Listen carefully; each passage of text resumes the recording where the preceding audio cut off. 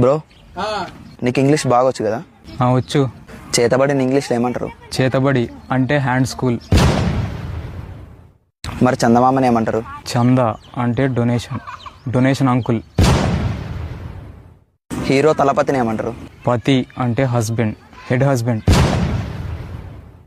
చింతపండుని ఏమంటారు? చింత అంటే టెన్షన్ ఫ్రూట్. ఈత కళ్ళుని ఏమంటారు? ఈతకల్లు అంటే స్విమ్మింగ్ ఐస్.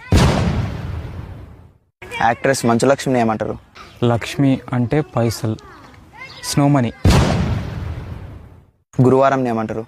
గురువారం అంటే టీచర్ వీక్.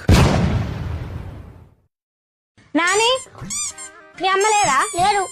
సరే గాని కొంచెం దాల్చిన చెక్క ఇయ్యవా? మా అమ్మ రాసిన చెక్క నన్ను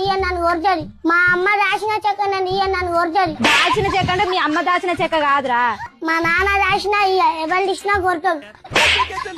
అరే అది మీ అమ్మ దాచిన చెక్క కాదు, మీ నాన్న దాచిన చెక్క కాదు, అది దాల్చిన చెక్కరా. బిర్యానీలు ఎత్తాను చూడు అది. బిర్యానీలో వేసేది మా ఇంటికి